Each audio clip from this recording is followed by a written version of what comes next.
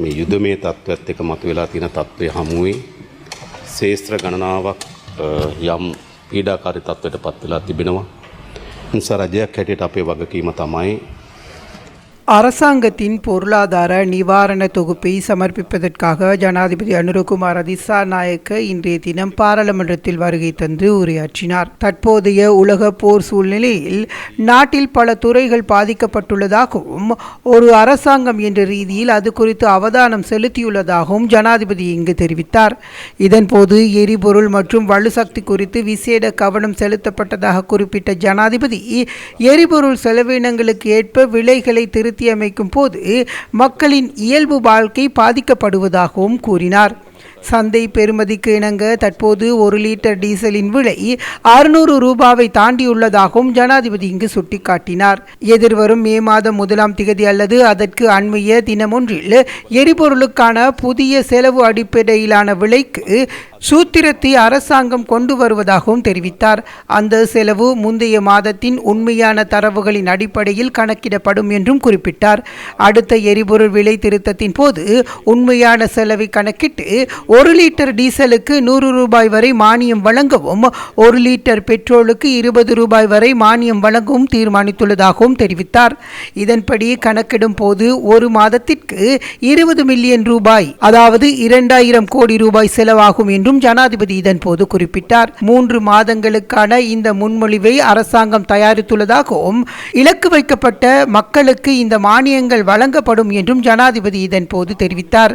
இருப்பினும் முறையான தரவுகள் இல்லாத சூப்பர் டீசல் மற்றும் சூப்பர் பெட்ரோல் விலைகளை சந்தை விலைக்கு ஏற்ப மாற்றியமைக்க தீர்மானித்துள்ளதாகவும் ஜனாதிபதி இங்கு தெரிவித்தார். அதன்படி பொதுவாக ஒவ்வொரு லிட்டர் டீசலுக்கும் 100 ரூபாய் செலவை அரசாங்கமே ஏற்க தீர்மானித்துள்ளதாகவும் இதற்காக 3 மாத காலத்திற்கு அரசாங்கத்திற்கு 6000 கோடி ரூபாய் செலவாகும் என்றும் ஜனாதிபதி குறிப்பிட்டார்.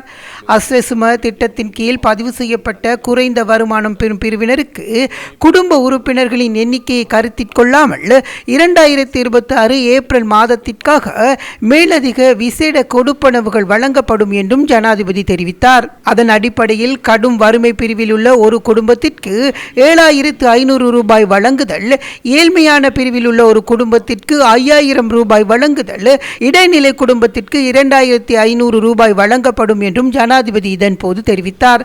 எரிபொருள் விலை உயர்வு மற்றும் நிலவும் வறட்சியான காலநிலை காரணமாக மின்சார உற்பத்திக்காக அனல் மின் நிலையங்களை பயன்படுத்துவதற்கேற்ப மேலதிக செலவுகளை மின் நுகர்வோர் மீது சுமத்துவதற்கு பதிலாக 90 அலகுகளுக்கு குறைவாக மின்சாரத்தை பயன்படுத்தும் நுகர்வோருக்கு நிவாரணம் வழங்கும் வகையில் குறித்த மேலதிக செலவுகளை 3 மாத காலத்திற்கு அரசாங்கம் ஏற்றுக்கொள்ளும் என்றும் ஜனாதிபதி அனுரகுமார திசாநாயக்க இதன் போது தெரிவித்தார்.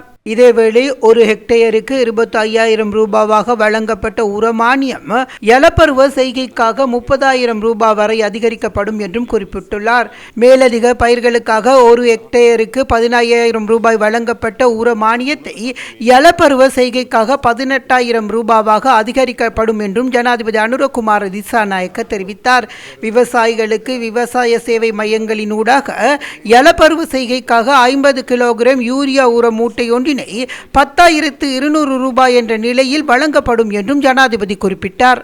மேலும் மீனவர்களுக்கான மானியமாக ஒரு நாள் மீன்பிடி படகு ஒன்றிற்கு ஒரு நாளைக்கு 25 லிட்டர் வீதம், மாதம் ஒன்றிற்கு அதிகபட்சமாக 25 நாட்களுக்கு 1 லிட்டர் எரிபொருளுக்காக 50 ரூபாய் என்ற அடிப்படையில் 3 மாத காலத்திற்கு மானியங்கள் வழங்கப்படும் என்றும் தெரிவித்தார். எதிர்வரும் 3 மாத காலப்பகுதிக்குள் மீன்பிடி தொழிலில் ஈடுபடும் நெடுநாள் மீன்பிடி படகு ஒன்றிற்கு 1,50,000 ரூபாய் வீதம் ஒரு தடவை கொடுப்பனவுகள் வழங்கப்படும் என்றும் ஜனாதிபதி குறிப்பிட்டார்.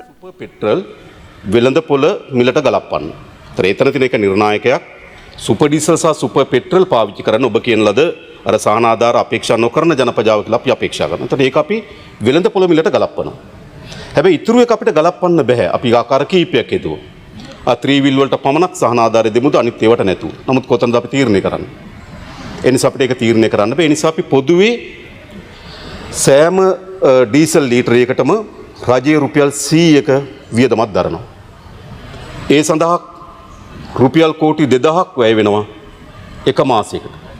මාස 3කට දැන් අපි මේක සැලසුම් කරලා තිබෙනවා. රුපියල් කෝටි 6000ක් අපි වෙන් කරනවා මේ ඩීසල් සහ පෙට්‍රල් සහනාධාරය සඳහා. ඒක වැදගත්. முழுமணியும் மேலதிக செய்திகளுக்காக எமது யூடியூப் தளத்தை சப்ஸ்கிரைப் செய்யுங்கள்.